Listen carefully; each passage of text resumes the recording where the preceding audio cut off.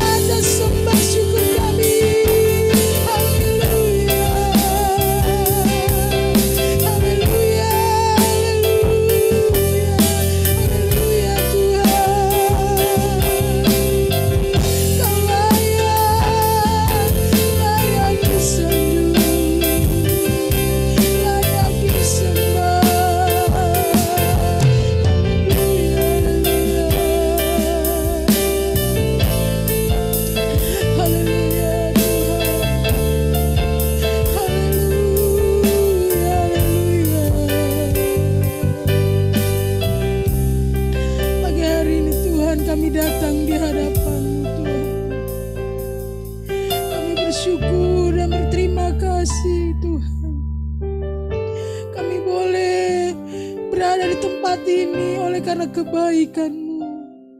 Kami boleh bangun pagi dan menghirup udara segar dan juga merasakan kekuatan, kesehatan. Itu adalah anugerah dan kebaikan yang Kau berikan bagi kami, Tuhan, pribadi lepas pribadi, Tuhan.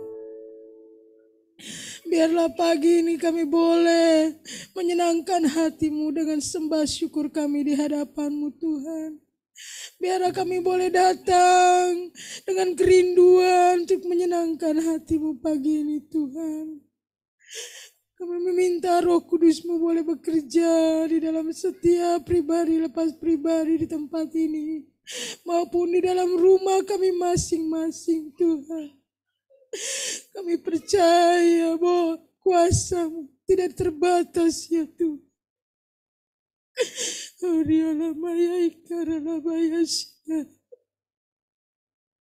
Kami percaya bahwa Roh-Mu terus bekerja melawat hati kami lepas pribadi, ya Tuhan.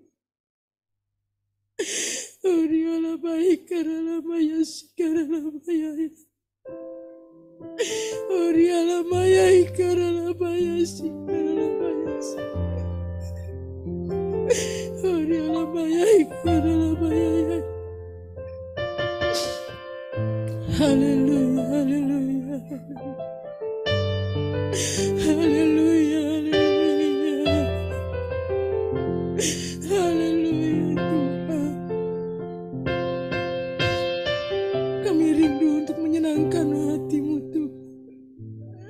Kami rindu untuk menyenangkan hati-Mu dengan segala sembah dan pujian kami di hadapan-Mu. Haleluya, haleluya. Kami memberikan segala hormat dan pujian ini kepada Engkau, ya Tuhan. Biar Engkau yang diagungkan dan ditinggikan dan dimuliakan, ya Bapa. Di dalam nama Tuhan Yesus Kristus yang adalah Tuhan dan Juru Selamat kami yang hidup. Haleluya. Amin. Saya minta kita akan bangkit berdiri.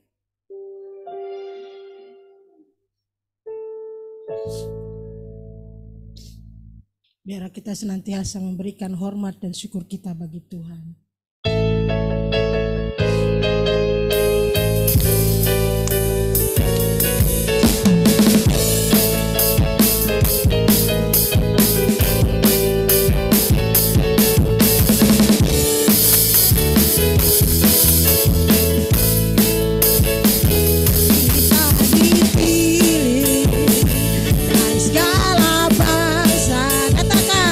Kita dipilih jadi umat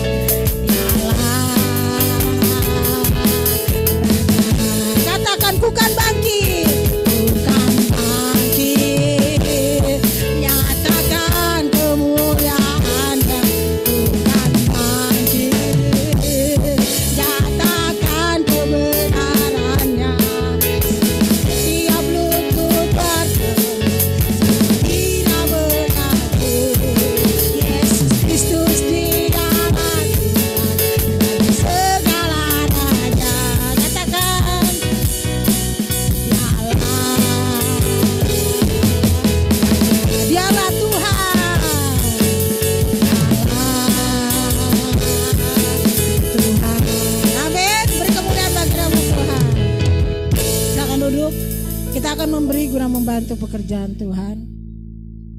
Nanti yang bertugas. Setelah kita memberi, kita akan memberi untuk dana sosial pada minggu kedua. Nah, kita berdoa dulu baru kita persembahan dan juga dana sosial.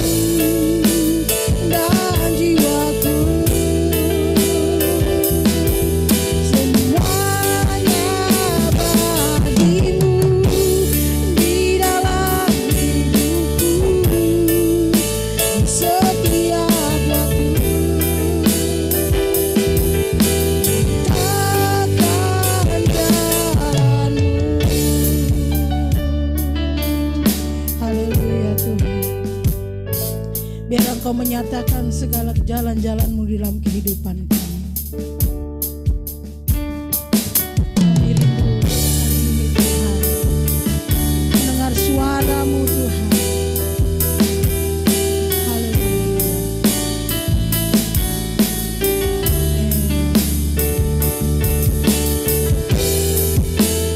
Hanya dekat kasih-Mu Bapa,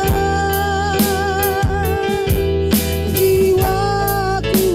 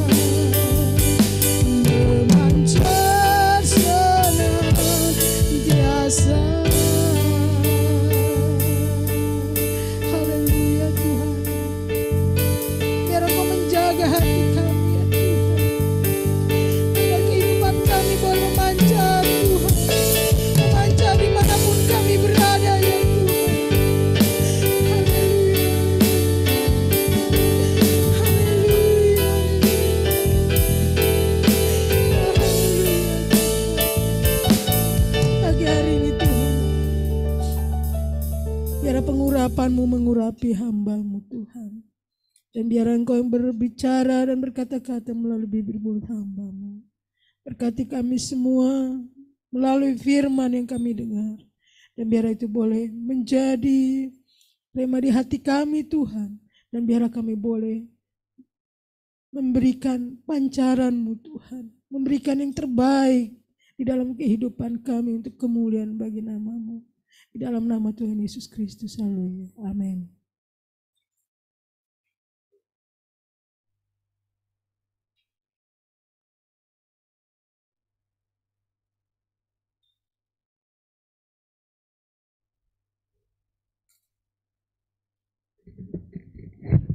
Shalom buat kita semuanya, buat yang di gereja, yang di rumah, selamat pagi buat kita. Tidak terasa kita sudah di minggu yang kedua di bulan September dan tema kita masih bicara tentang pelayanan, di mana tema kita diambil di dalam kitab Kolose pasal yang ketiga ayat 23. Pagi hari ini berkaitan dengan pelayanan, saya mau mengajak Bapak Ibu Saudara untuk melihat Kolose pasal yang ketiga. Mulai dari ayat 22 sampai 25, kita akan bicara tentang prinsip pelayanan menurut Kolose pasal 3 ayat 22 sampai dengan ayatnya yang ke-25. Ibu Debi akan membacakan Kolose pasal 3. Bisa dilihat di monitor.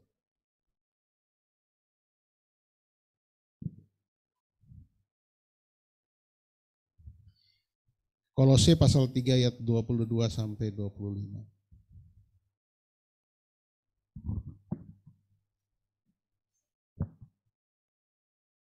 Di layar bisa ditampilkan apa? Di layar.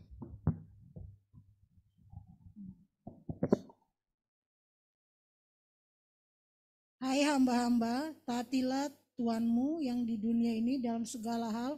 Jangan hanya di hadapan mereka saja untuk menyenangkan mereka, melainkan dengan tulus hati karena takut akan Tuhan. Apapun juga yang kamu perbuat, perbuatlah dengan segenap hatimu seperti untuk Tuhan dan bukan untuk manusia.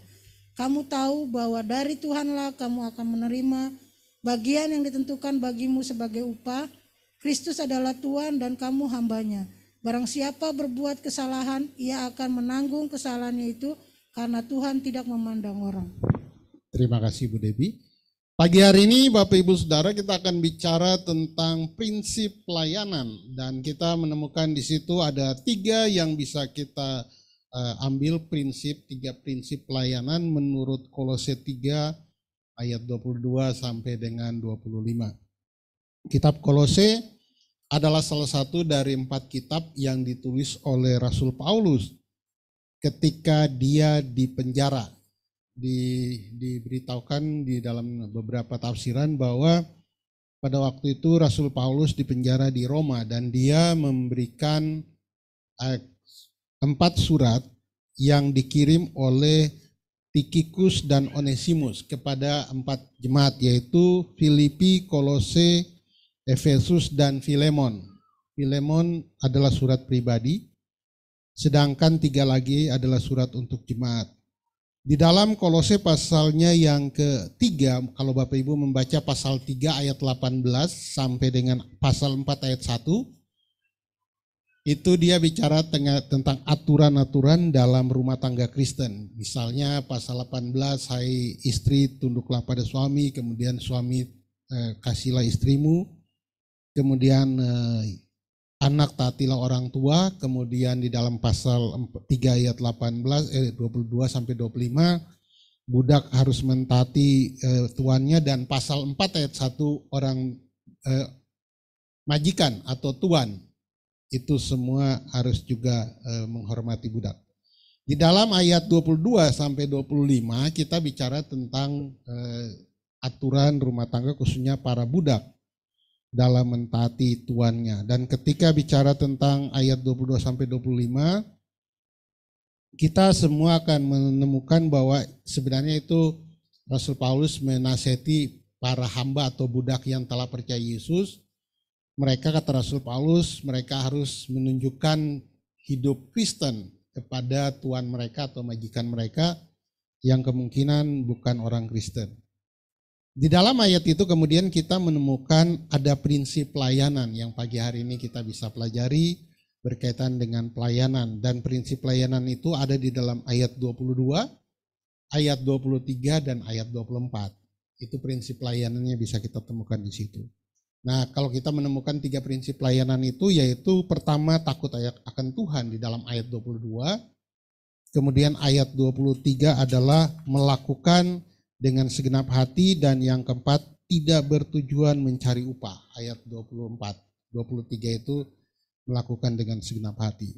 Kalau kita membaca di dalam ayat 22, kita menemukan bunyi demikian, hai hamba-hamba, taatilah Tuanmu yang di dunia ini dalam segala hal. Jangan di hadapan mereka saja untuk menyenangkan mereka, melainkan dengan tulus hati, karena takut akan Tuhan. Garis bawah di bawah bagian itu, takut akan Tuhan. Kata Rasul Paulus kepada jemaat yang ada di Kolose, khususnya para hamba pada waktu itu, kata Rasul Paulus, taatilah Tuanmu karena engkau takut Tuhan. Amin. Bukan karena engkau mau menyenangkan mereka, bukan. Tetapi karena dasarnya engkau takut akan Tuhan, sehingga engkau mentaati mereka. Kata yang digunakan di dalam ayat ini itu adalah kata phobeo.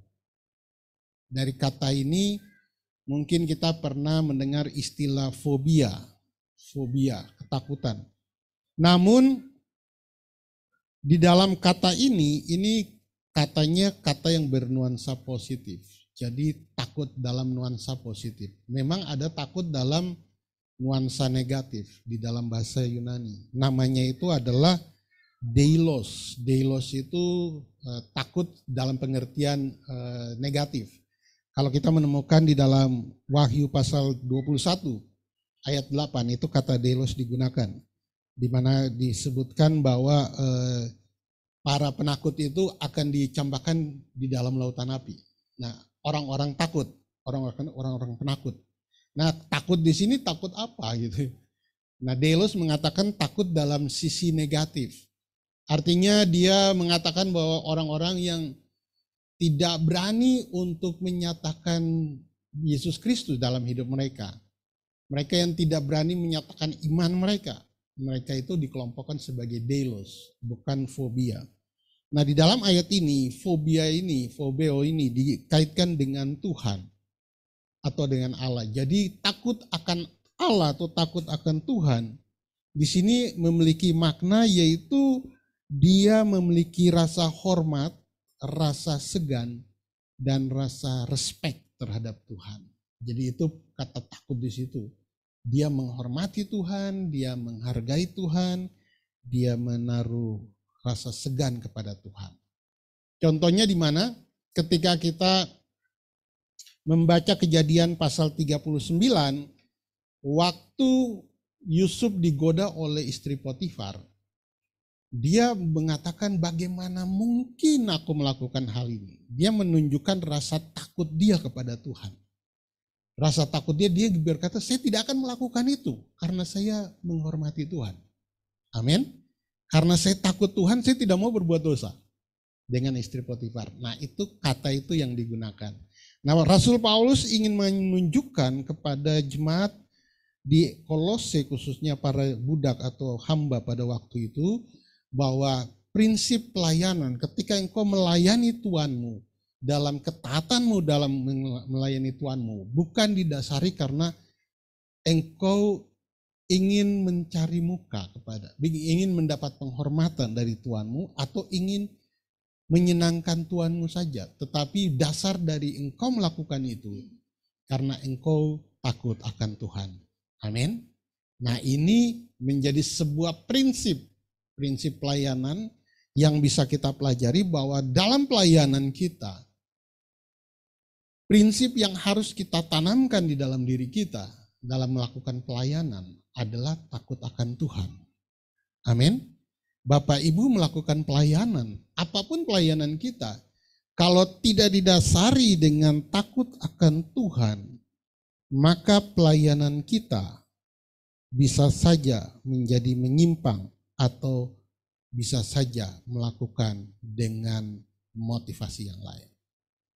Jadi ketika seorang melakukan pelayanan, apapun jenis pelayanan yang dia lakukan, maka pelayanan dia harus disertai dengan takut akan Tuhan. Jika dia tidak takut akan Tuhan, maka pelayanan dia bisa saja akan berakhir dengan tragis. Seandainya Yusuf dia tidak melakukan pelayanan dia dengan takut akan Tuhan, otomatis Yusuf akan melakukan tindakan perselingkuhan dengan istri Potifar. Kalau saja dia tidak melakukan atau dia tidak mendasari pelayanan dia kepada keluarga Potifar dengan takut akan Tuhan, maka dia akan melakukan penyimpangan dengan melakukan perselingkuhan dengan istri Potifar. Nah, kita menemukan zaman sekarang ketika orang-orang melakukan pelayanan bagi Tuhan tanpa disertai dengan rasa takut akan Tuhan, maka kita akan menemukan akhir dari pelayanan mereka adalah kehancuran. Akhir dari pelayanan mereka adalah ketragisan karena mereka tidak takut akan Tuhan. Kita menemukan raja-raja yang melakukan pelayanan di dalam kerajaan Israel pada waktu itu. Ketika mereka takut Tuhan, Tuhan membuat pelayanan mereka kepada masyarakat, yaitu kepada rakyat, menjadi berhasil. Tetapi ketika mereka tidak takut Tuhan, maka semua yang mereka lakukan menjadi hancur dalam hidup mereka. Itulah sebabnya Bapak Ibu Saudara, ketika bicara tentang pelayanan, maka kita harus tahu dulu dasar atau prinsip kita melakukan pelayanan, yaitu takut akan Tuhan. Apapun pelayanan yang kita lakukan harus didasari dengan takut akan Tuhan. Amin. Amin. Bukan karena mau dilihat orang. Kalau di dalam ayat 22 ini kan supaya menyenangkan tuannya. Kalau zaman sekarang orang mau tampil di depan supaya dilihat orang. Supaya orang mengatakan dia hebat, dia melakukannya. Tetapi kalau dia tidak mendasari pelayanan dia atas dasar takut akan Tuhan, maka kita akan menunggu kehancuran dari pelayanan dia. Kita akan menunggu kehancuran bagaimana iblis akan menghancurkan pelayanan dia. Kita sudah menemukan banyak sekali catatan sejarah tentang orang-orang yang memulai pelayanan dengan baik, tetapi mengakhirinya dengan buruk. Orang yang menjadi pelajaran bagi saya, yang saya sering menceritakan, namanya Alexander Dewey. Siapa yang di tahun 1920-an sampai 1940-an tidak mengenal yang namanya Alexander Dewey. Seorang hamba Tuhan yang bisa mempengaruhi sehingga zaman saat ini atau sekarang ini pendeta-pendeta di Amerika Serikat boleh mendoakan orang sakit. Mereka bebas mendoakan orang sakit dan tidak dipermasalahkan.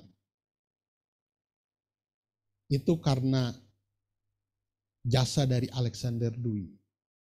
Sebelumnya pendeta tidak boleh mendoakan orang sakit di Amerika karena itu bukan bagian dari pendeta.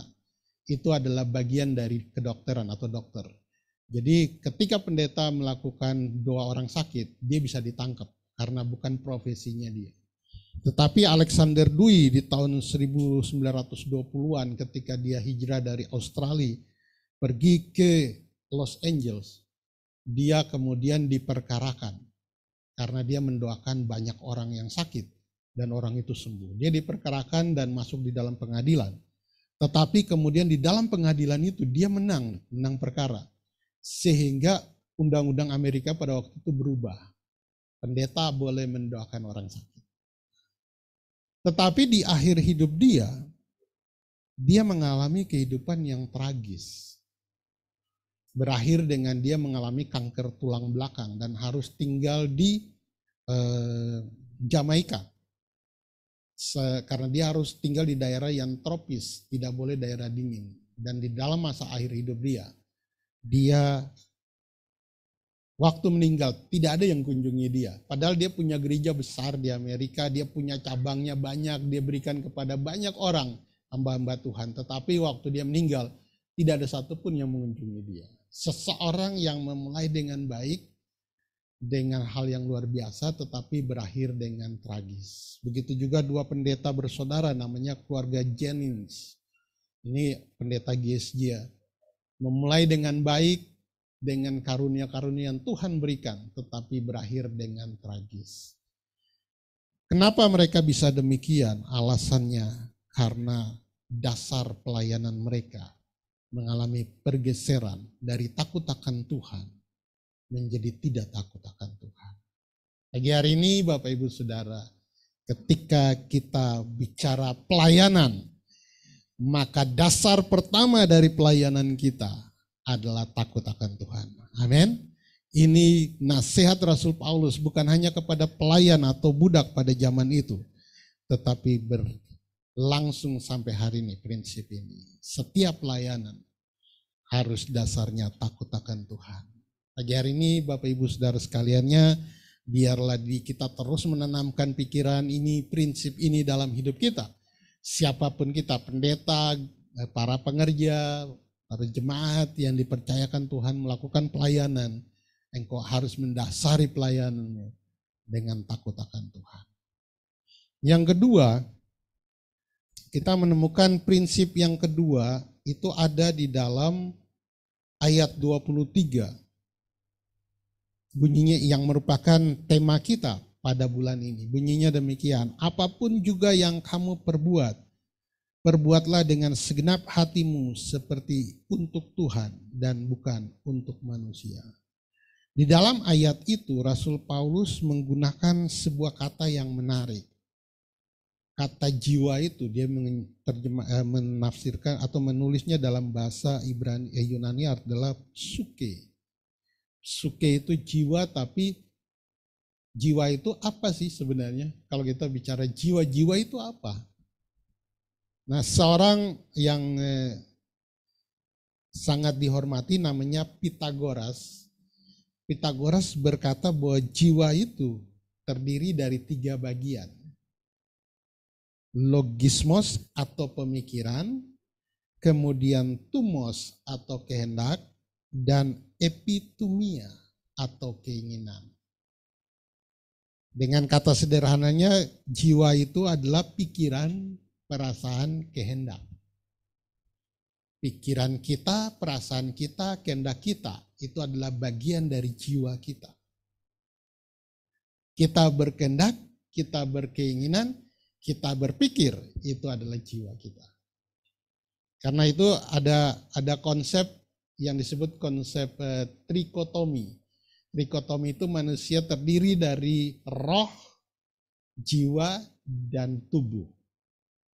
Dia memisahkan antara roh dengan jiwa. Jiwa itu dia bicara tentang pikiran, perasaan, kehendak. Roh itu dia bicara sesuatu yang dari Tuhan. Sesuatu yang berbeda dengan jiwa. Tapi ada juga yang namanya dikotomi. Dia hanya membedakan antara tubuh dan jiwa, di mana roh itu masuk dalam bagian dari jiwa itu. Nah, pagi hari ini Rasul Paulus bicara, jikalau engkau melakukan pelayanan, lakukanlah dengan segenap jiwamu. Melibatkan pikiranmu, melibatkan kehendakmu, melibatkan perasaanmu. Itu bagian dari jiwa. Lakukanlah dengan segenap hati, karena engkau melakukannya bagi Tuhan. Prinsip yang kedua di dalam ayat ini yaitu bagaimana kita melakukannya untuk Tuhan. Apapun yang kita lakukan dalam pelayanan, konsepnya adalah saya melakukannya untuk Tuhan. Amin. Bukan untuk manusia. Ini Rasul Paulus nasihati para budak. Kalau engkau mengerjakan tugasmu sebagai budak, sebagai pelayan di majikanmu, kamu harus melihat bahwa yang kamu lakukanmu itu bukan untuk majikanmu, tetapi kamu sedang melakukannya bagi Tuhan. Amin. Jadi ketika dia melakukannya bagi Tuhan, maka dia akan melibatkan seluruh aspek hidup dia. Bukan hanya bicara tubuh dia yang mengerjakan, tetapi juga hati dia, pikiran dia, perasaan, kehendak dia dilipatkan dalam hal itu. Karena dia ingin melakukannya bagi Tuhan, maka keinginan dia menjadi kuat untuk melakukannya bagi Tuhan. Perasaan dia menjadi penuh sukacita melakukannya bagi Tuhan. Dan pikirannya adalah bahwa saya melakukannya untuk Tuhan. Itu prinsip pelayanan yang dilakukan oleh para budak pada waktu itu. Yang Rasul Paulus nasihatkan kepada mereka. Dan pagi hari ini, prinsip ini juga sama masih terjadi. Yang namanya prinsip sesuatu yang berlaku sepanjang zaman. Prinsip itu sesuatu yang berlaku sepanjang zaman. Mungkin Bapak Ibu Saudara mendengar apa yang sering diceritakan Bapak Gembala tentang mercusuar dan kapal induk, di mana kapal induk berlayar dan kemudian mendapat sinyal bahwa di depan mereka ada sesuatu berdiri menghalanginya. Dan mereka memberi perintah kapten memberi perintah supaya sesuatu yang berdiri di depannya itu bergeser atau berpindah dari situ karena ini kapal induk sedang berjalan. Tetapi dari sana memberikan kode, kamulah yang pindah. Kami tidak bisa pindah, kamu harus pindah. Nah, kemudian dia bertanya, kenapa? Kami ini kapal induk loh. Di sana bilang, iya kamu kapal induk, kamu hebat. Tetapi di sini mercusuar, batu karang. Kamu berani terobos batu karang, kapalmu tenggelam. Kapalmu karam. Nah, di dalam konsep itu, mercusuar ini adalah prinsip. Sesuatu yang tidak boleh digeser. Sesuatu yang harus ada. Prinsip itu tidak bisa digeser. Yang digeser adalah metode. Metode boleh macam-macam, prinsipnya tetap sama. Itu yang sering terjadi. Misalnya ketika orang bertanya, apa sih prinsip baptisan air? Prinsip baptisan air adalah perubahan hidup. Metodenya boleh macam-macam. Metodenya dibaptis selam, metodenya dibaptis percik, metodenya dibaptis di bawah bendera. Ada yang juga dulu metodenya karena nggak ada air segala macam dibaptis karena itu padang gurun dibaptis dengan pasir. Itu metode, sesuatu yang bisa berubah. Yang nggak berubah adalah prinsipnya, yaitu perubahan hidup. Jadi jikalau seorang dibaptis tapi tidak mengalami perubahan hidup, berarti dia belum dibaptis. Amin. Karena prinsip tidak boleh digeserkan. Kata baptiso itu sebenarnya kata yang di dalam bahasa Indonesia zaman sekarang lebih tepat diterjemahkan sebagai one text. Jadi orang Yunani pada waktu itu menaruh air di dalam baskom, airnya ditaruh sat berwarna, biasanya mereka pakai kirmisi. Kirmisi adalah sejenis hewan yang mengeluarkan cairan warna merah. Cairan itu ketika kena tangan, dia susah untuk hilang. Ketika kena baju, tidak bisa hilang cairan merah itu. Biasanya hewan itu cairannya ditaruh di air itu, berubah jadi warna merah, baju putih dicelupkan di dalam air itu. Waktu mencelupkan itu, mereka menyebutnya baptiso. Mencelupkan, setelah itu diangkat, yang putih itu sudah berubah warna, jadi merah. Jadi bukan sekedar dicelupkan, tetapi dicelupkan dengan punya makna. Engkau keluar, engkau sudah tidak lagi sama. Artinya mengalami perubahan. Jadi ketika orang mengalami baptisan dan tidak berubah, berarti dia sedang salah. Itu bicara tentang prinsip. Prinsip sesuatu yang tidak bisa digeser, metodenya bisa berubah. Di dalam pelayanan, melayani dengan segenap hati adalah prinsip. Amin. Seperti untuk Tuhan. Dan kita mengerjakannya untuk Tuhan. Itu sebuah prinsip yang tidak bisa digeser. Bagaimana cara kita melakukannya, itu adalah sebuah metode yang bisa kita lakukan. Metode bisa diganti-ganti. Metode bisa diubah. Di dalam kuliah waktu pertama saya masuk kuliah, kami harus melakukan penginjilan dengan menggunakan metode 4 hukum rohani. Pakar hukum rohani itu pertanyaan begini, apakah Bapak sudah percaya kepada Tuhan Yesus? Itu pertanyaannya.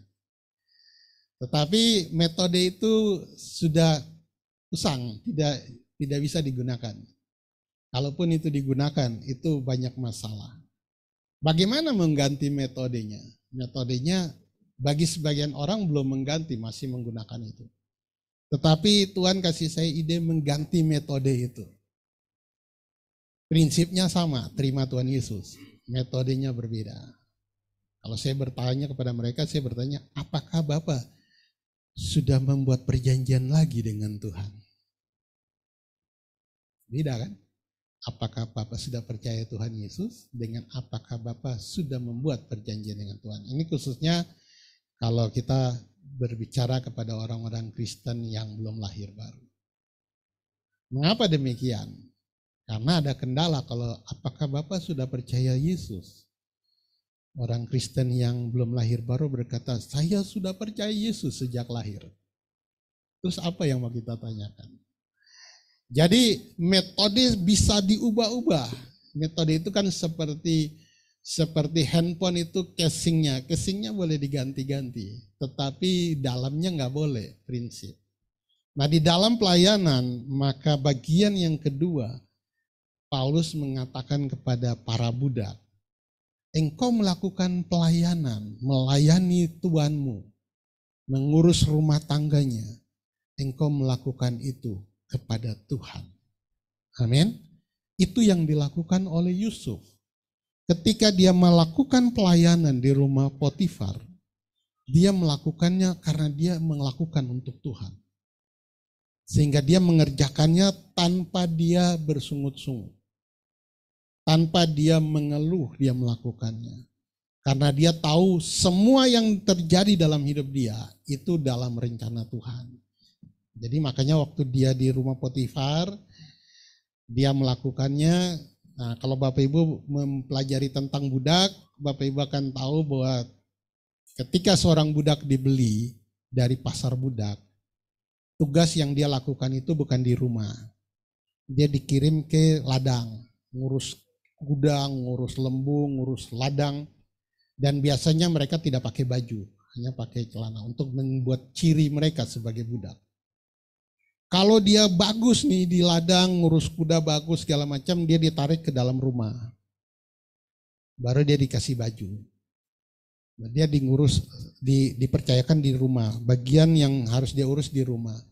Kalau dia kelihatannya bagus nih, maka diangkat menjadi kepala dari semua urusan rumah tangga budak-budak yang pada waktu itu. Jadi Bapak Ibu bisa melihat bagaimana progres dari Yusuf sampai dia jadi kepala dari rumah tangga Potifar. Itu bukan sekejap langsung dia jadi kepala rumah tangga. Dia melalui proses dari atas. Tetapi mengapa Yusuf bisa mengalami itu sampai di puncak? Jawabannya karena dia melakukannya untuk Tuhan. Amin. Dia mengerjakannya untuk Tuhan sehingga Tuhan menolong dia, membawa dia sampai pelayanannya yang tadinya di ladang, di kandang kuda, masuk ke rumah, dikasih baju, kemudian sampai posisi orang nomor 2 di rumah Potifar. Waktu dia di penjara, dia tetap melakukan yang sama. Karena dia melakukannya untuk Tuhan. Sehingga Tuhan membawa dia menjadi orang kepercayaan dari kepala penjara. Jadi prinsip ini berlaku sampai hari ini. Jikalau kita melakukan pelayanan, lakukan pelayanannya karena kita melakukan untuk Tuhan. Bukan untuk orang lain. Bukan untuk mencari sesuatu. Tetapi kita melakukannya untuk menyenangkan Tuhan. Amin. Ada di dalam ayat 24. Tidak bertujuan mencari upah atau reward. Ayat 24 mengatakan, kamu tahu bahwa dari Tuhanlah kamu akan menerima bagian yang ditentukan bagimu sebagai upah. Kristus adalah Tuhan dan kamu adalah hamba. Rasul Paulus bicara prinsip yang ketiga. Pelayanan itu bukan untuk mencari upah. Amin. Pelayanan sesuatu yang bukan untuk mendapatkan seleri. Para budak itu bekerja tidak digaji, bekerja tidak mendapat upah. Kalau zaman sekarang menjadi asisten rumah tangga digaji. Tetapi zaman dulu budak tidak digaji. Karena memang dia bekerja bukan untuk digaji, kan dia sudah dibeli. Zaman dulu itu konsep budak itu adalah barang yang hidup. Jadi kalau saya membeli budak, maka budak itu bukan disebut orang. Dia itu bagian alat, tools, barang saya yang saya gunakan. Mau saya gunakan apa itu saya gunakan. Dia nggak punya hak apa-apa atas hidup dia. Dia tidak berkuasa atas hidupnya. Bahkan kalau saya mau dia mati, mati. Itu konsep budak zaman dulu. Jadi dia bekerja tidak ada untuk upah. Rasul Paulus mengatakan bahwa upahmu itu dari Tuhan. Engkau bekerja karena Tuanmu bukan Tuan yang di bumi, tapi Tuanmu yang di atas. Yesus Kristus adalah Tuanmu, sehingga engkau akan mendapat upah dari Dia, bukan dari dunia. Nah, ini prinsip yang menarik. Karena Bapak Ibu Saudara, zaman sekarang prinsip pelayanan telah mengalami pergeseran. Prinsip pelayanan mengalami pergeseran di mana prinsip begini, pelayanan merupakan sebuah pengabdian yang kita tunjukkan kepada Tuhan. Tapi sekarang pelayanan berubah menjadi profesi. Apa beda pelayanan dan profesi? Pelayanan dan profesi itu terletak pada upah. Apa yang membedakan pelayanan dan profesi? Yang membedakan adalah upah. Amin. Amin. Ketika seorang melakukan pelayanan, dia tidak boleh mengharapkan upah. Karena namanya pelayanan. Pengabdian dia kepada Tuhan, kepada masyarakat. Kalau bicara pelayanan. Kalau dia bicara profesi, maka dia harus bicara upah. Karena upah atas profesi yang dia lakukan. Misalnya pengacara, itu sebuah profesi. Ketika dia menangani sebuah kasus, dia harus menghitungkan, ini profesi saya loh. Kamu harus membayar sesuai dengan profesi saya. Ketika kita bicara dokter sebagai profesi, maka dia melakukan tugas dia, harus ada upah dari profesi dia. Apakah pendeta sebuah profesi? Ataukah sebuah pelayanan? Nah, itu pertanyaannya. Ketika pendeta bergeser dari pelayanan menjadi profesi, maka kita akan menemukan sebuah kegagalan memahami prinsip pelayanan.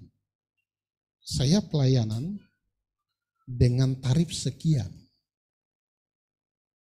Itu pelayanan apa profesi? Kalau profesi, ya, engkau mendapatkan bagian dari profesimu. Tetapi kan pelayanan bukan profesi. Pelayanan itu kan sebuah pengabdian. Yang kita lakukan, kalau Bapak Ibu lihat urutan yang Rasul Paulus kasih kepada para budak. Urutannya takut Tuhan, lakukan dengan segenap hati, jangan mengharapkan upah. Itu bagian prinsip pelayanan yang Rasul Paulus bagikan. Karena itu bagian dari pengabdian. Karena dia pengabdian kepada Tuhan, dia takut Tuhan, dia melakukan itu. Karena dia pengabdian kepada Tuhan, dia melakukan dengan segenap hati. Karena dia pengabdian kepada Tuhan, dia tidak mengharapkan imbalan. Amin. Itu prinsip pelayanan. Tapi kalau prinsip ini digeser, maka kemudian yang terjadi adalah profesi dari pelayanan. Zaman sekarang agak ribet untuk melihat itu. Karena sebagian orang sudah menggeser prinsip ini menjadi prinsip profesi. Pelayanan adalah sebuah profesi. Kalau ngundang pendeta tuh harus mikir-mikir nih, biayanya berapa untuk pendetanya. Saya suka Bapak Gembala. Bapak Gembala menceritakan hal-hal yang menarik yang bagi saya itu harus ditanamkan di dalam hati saya. Yaitu diundang khotbah di gereja besar, kadang-kadang diundang pendeta yang mengundang, kadang-kadang berpikir bahwa pendeta yang diundang itu berkhotbah hanya untuk cari duit. Tapi Bapak Gembala ketika khotbah, Bapak Gembala kembalikan PK-nya ini balik lagi. Sehingga akhirnya mereka bingung, loh kok balik lagi. Bahkan sempat satu kali itu banjir-banjir. Bapak Gembala harus pergi khotbah di situ, naik gerobak, dibayarin uang gerobaknya karena banjir. Sampai khotbah di sana selesai, Bapak Gembala mengembalikan juga uang khotbahnya. Itu prinsip pelayanan yang jarang ditemukan dalam pelayanan-pelayanan zaman sekarang ini. Prinsip pelayanan itu yang sedang terkikis sedikit demi sedikit menjadi sebuah profesi yang terjadi. Bapak Ibu Saudara, pagi hari ini, apa prinsip pelayanan yang masih kita harus pegang sampai hari ini? Dasarnya sangat kuat. Kolose 3 ayat 22 sampai 24 itu adalah prinsip pelayanan. Sebenarnya ayat 25 itu ada sebuah hal yang menarik di situ, tapi saya tidak memasukkan itu sebagai sebuah prinsip. Karena ayat 25 mengatakan, jikalau kamu buat kesalahan, maka orang tidak akan respect lagi terhadap kamu. Ayat 25. Di situ ada kata yang sebenarnya di dalam bahasa asli tidak disebutkan. Yaitu Tuhan tidak memandang muka. Di dalam bahasa asli dan terjemahan bahasa Inggris diterjemahkan begini. Jika kamu membuat kesalahan, kamu akan menanggung kesalahanmu itu. Dan orang tidak respect lagi terhadapmu. Apa maksudnya? Maksudnya begini, jikalau kita dalam pelayanan kita membuat sebuah kesalahan, maka orang tidak akan respect. Amin. Contohnya begini, dulu Benny Hinn naik sangat tinggi. Ketika dia bercerai, selesailah pelayanan dia. Amin. Orang tidak lagi respect terhadap dia. Kemarin saya membaca tentang apakah kegiatan dari Mario Teguh sekarang. Mario Teguh itu dia di dalam artikel itu dia menulis Mario Teguh itu sekali dia bicara 1 jam itu 150 juta. Sekali dia bicara 1 jam 150 juta. Tetapi karir dia meredup ketika dia tidak mengakui anaknya. Dan sejak saat itu karir dia meredup. Yang sekarang dia lakukan adalah cuma beri webinar. Ini menurut artikel itu. Dia memberi webinar lewat Zoom, terus dia memasak. Gitu. Kolose 3 ayat 25 mengatakan, jikalau engkau melakukan kesalahan, engkau akan menanggung kesalahanmu itu. Dan orang tidak respect. Itu bahasa aslinya menyebutkan itu.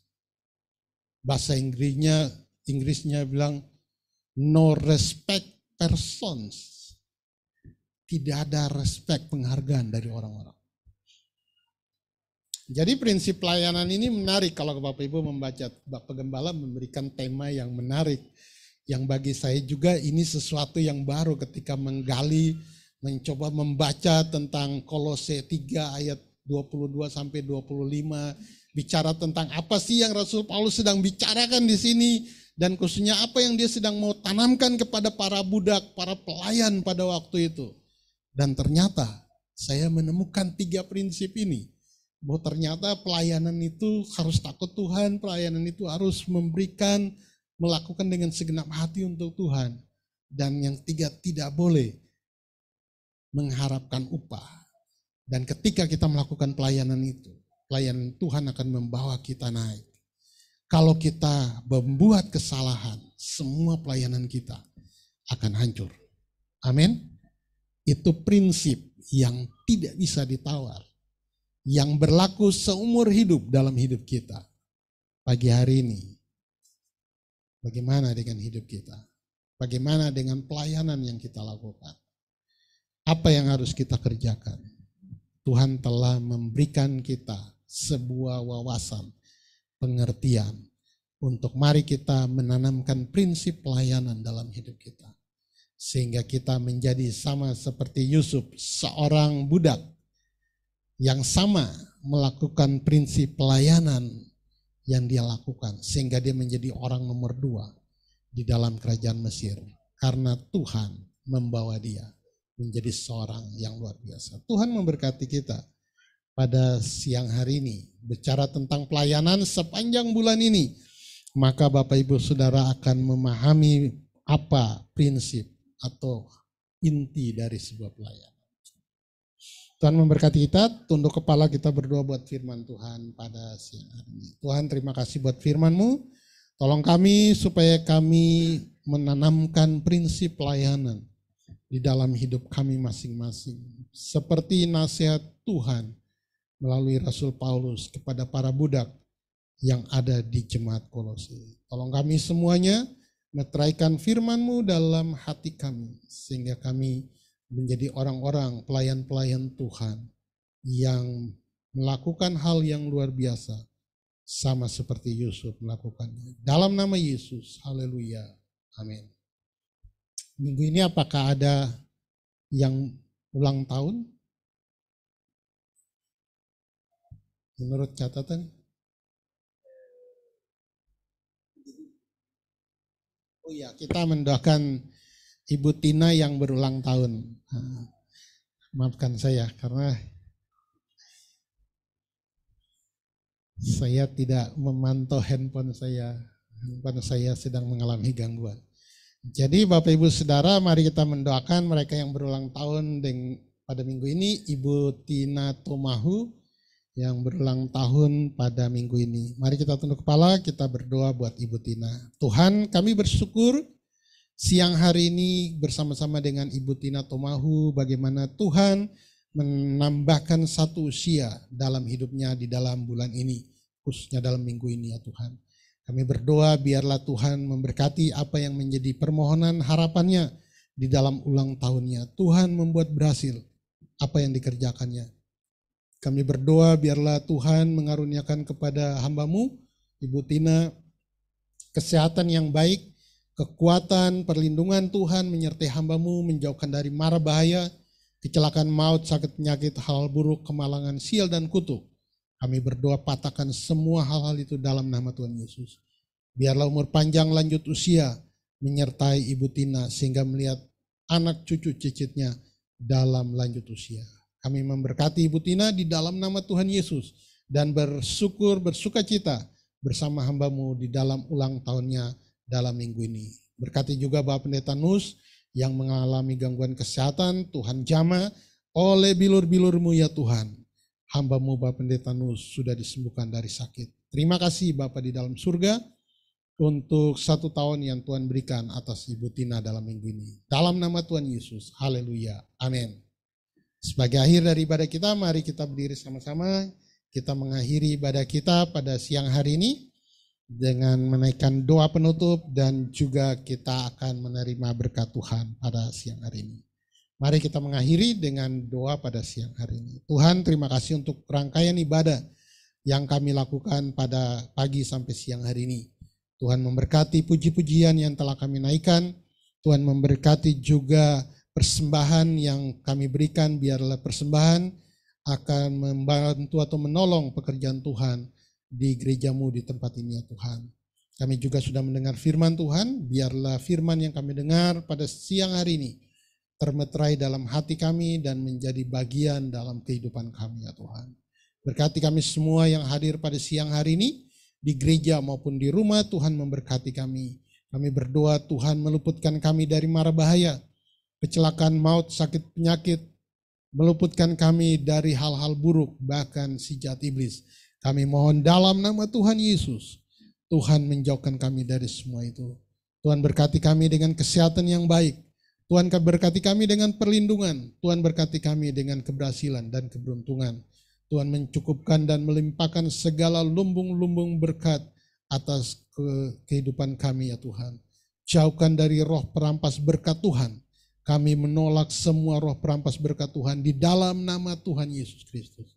Berkati kami dengan umur panjang, lanjut usia. Karena itu kami menolak semua kematian masa muda, kematian sia-sia. Kami patahkan di dalam nama Tuhan Yesus. Biarlah semua jemaat-Mu mulai dari anak-anak sampai orang dewasa, para pengerja hamba Tuhan, gembala sidang, Tuhan memberikan umur panjang, lanjut usia, menyertai hidup kami ya Tuhan. Terima kasih Bapa di dalam surga. Akhir dari ibadah kami pada siang hari ini, kami mohon berkat Tuhan turun atas kami. Mari Bapak Ibu Saudara yang di rumah, di gereja, kita boleh mengangkat tangan menerima berkat Tuhan. Berkat yang diberikan kepada Israel, berkat yang sama turun atas Bapak Ibu Saudara. Tuhan memberkati engkau dan melindungi engkau. Tuhan menyinari engkau dengan wajah-Nya dan memberi engkau kasih karunia. Tuhan menghadapkan wajah-Nya kepadamu dan memberi engkau damai sejahtera. Biarlah berkat Tuhan ini yang berasal dari Allah Bapa, dari Tuhan Yesus Kristus dan dari Roh Kudus menyertai Bapak Ibu Saudara mulai saat ini sampai Maranatha. Biarlah semua yang percaya mengatakan amin. Tuhan memberkati kita. Selamat hari Minggu, selamat menjalani minggu ini dengan penuh berkat Tuhan.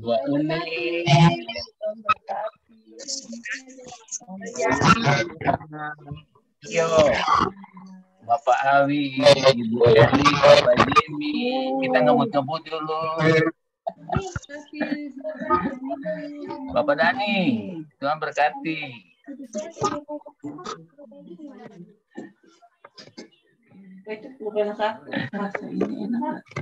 Kapan kita ngebut lagi, Bapak Jimmy?